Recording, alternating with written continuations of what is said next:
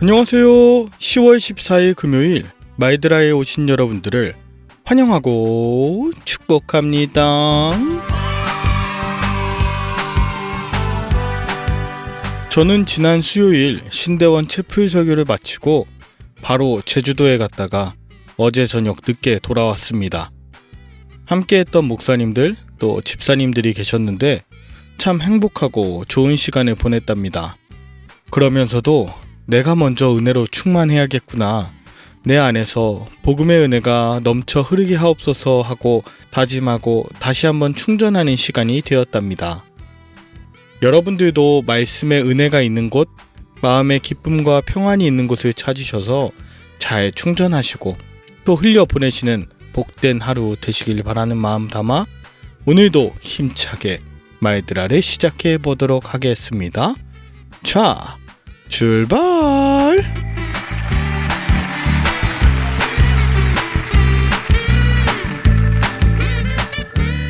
오늘은 누가복음 2장입니다. 오늘 본문에는 요한의 출생 이야기에 이어서 예수 탄생의 이야기가 계속됩니다. 이 이야기는 로마 황제 아우구스투스가 제국 전역에 대한 인구 조사를 명했다는 역사적 배경에서 시작하는데요. 3절에서 5절까지는 요셉의 가족이 호적 등록을 위해 고향으로 떠나는 장면이 나옵니다.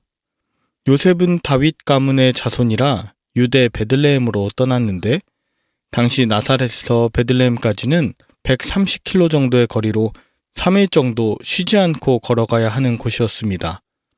당시 마리아는 임신 중이었으므로 그 여정이 얼마나 힘들고 위험했는지 짐작해 올 수 있는데요. 이런 반강제적인 인구 조사 때문에 만삭이 된 마리아가 베들레헴으로 가는 여정은 어쩌면 너무나 부담이 되고 부당하게 느껴질 수도 있는 일이지만 결국 하나님은 이 모든 일을 통해서 성경을 이루어 가시는 분이십니다. 예수님이 태어나신 곳은 빈 방이 없어 가축들이 있는 열악한 환경이었는데 이것은 역사적 서술 방법을 따른 것이기도 했지만 가난하고 소외된 자들에 대한 관심을 반영하는 것으로도 볼 수 있습니다.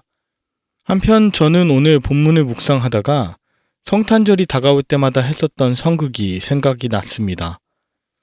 캄캄한 어느 날 밤 12월에서 1월은 이스라엘에도 겨울로서 베들레헴은 고도 750m 정도 되는 고지대로 평지보다도 더 추운 곳, 그리고 그 어느 한 방 제대로 준비된 곳이 없어 가축 우리에서 태어나게 되신 예수님, 그 과정을 감당해야 했던 마리아, 겨우 해산을 하였고 예수님을 누인 곳이 가축의 여물통이었던 구유였음을 강조하던 그 성극 말이죠. 그러나 성극 때마다 그 어둡고 쓸쓸했던 곳 천안 구유마저 예수님으로 인해서 귀하게 바뀌게 되었는데요.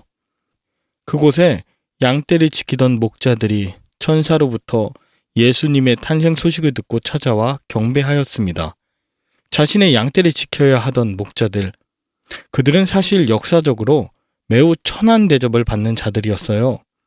자신의 양이 아닌 주인의 양을 지키기 위해 고용된 자들이 대부분이었고 풀을 찾기 위해 이리저리 떠돌아다녀야 했기에 그들은 일정한 거처가 없어 도둑이나 거지, 외부인 또는 남성 동성애자라는 오인을 받는 자들이었습니다. 뿐만 아니라 추위와 배고픔, 맹수들로부터 자신과 또 맡겨진 양을 지키던 목자를 주목하는 사람은 아무도 없었지요. 그런데 그렇게 소외되고 보잘것없으며 누구도 주목하지 않았던 목자들을 하나님께서 예수 탄생의 증인으로 삼으셨습니다. 연약했던 그들에게 기쁨의 소식이 전해졌고 하나님은 그 기쁨의 소식, 즉 복음을 전하는 자로 삼으시는 분이십니다. 또한 하나님은 이런 약함과 아픔 중에 있는 자들의 입술을 통해 하늘의 영광과 땅의 평화를 노래하길 원하시는 분이십니다.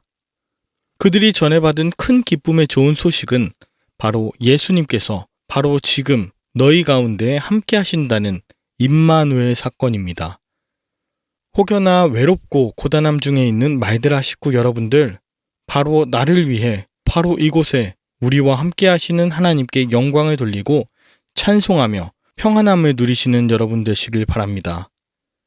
한편 로마 황제 가이사가 말하는 평화는 강력한 군대, 힘 아래에서의 숨죽인 평화, 팍스 로마나였지만 참 구주 예수 그리스도의 평화는 하늘의 군대와 함께 찬양하며 기쁨으로 맞이하는 평화 에이레네입니다. 로마의 평화는 굴복이 만든 평화이지만 예수의 평화는 사람이 만든 순복의 평화, 즉 샬롬입니다. 공포로 포장된 거짓 평화는 예수 그리스도의 오심으로 인해 완전히 사라지게 됩니다. 예수님은 그런 어두움과 차디찬 곳에 임하셔서 따스한 평화를 주시는 분이시며 우리에게도 그 평화를 전하라고 사명을 허락하셨습니다. 그러므로 그저 메시아를 기다리며 죽기를 기다렸던 시므온이나 성전에서 머물며 금식하며 기도함으로 개인의 경건 생활을 유지하던 안나에서 벗어나 평화의 복음을 전하는 자가 되시길 축복합니다. 마지막으로 복음서 중에 누가복음에만 나오는 예수님의 유년 시절 이야기가 있습니다. 예수님은 요셉과 마리아 사이에서 여느 아이처럼 사람의 아들 예수로 자라셨습니다. 그러나 그분에게는 지혜와 하나님의 은혜가 충만했습니다. 그래서 하나님과의 관계뿐 아니라 사람들과의 관계에서도 사랑을 받으며 하나님이 누구이신지 또 예수님 자신은 어디에 있어야 하는지 아셨고 우리와 같은 성정으로 우리가 겪는 모든 인간적 한계와 시험을 당하며 사셨습니다. 그러나 예수님은 철저하게 하나님의 아들이셨습니다. 하늘 아버지와의 관계와 세상 부모와의 관계 모두 충실하셨죠. 예수님이 12살 즈음 예루살렘의 유월절을 지키려 고향으로 내려갔다가 돌아오는 길에 예수님을 잃어버린 것을 알고 다시 예루살렘으로 올라가는 요셉과 마리아의 장면이 오늘 본문에 등장하는데요. 이것은 단순하게 12살 예수님을 잃어버렸다는 것 그 이상의 뜻을 갖고 있습니다.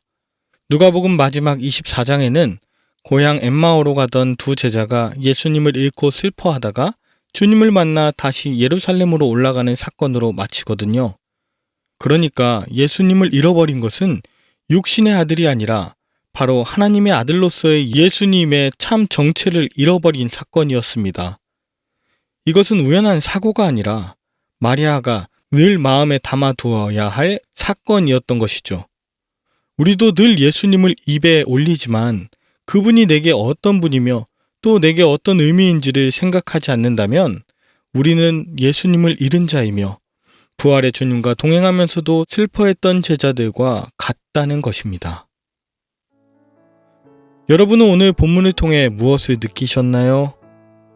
예수님의 탄생을 생각하면 특별히 생각나는 추억들이 있으신가요? 마국간보다 춥고 어둡고 더러운 것보다 더한 내 안에 찾아오신 예수님.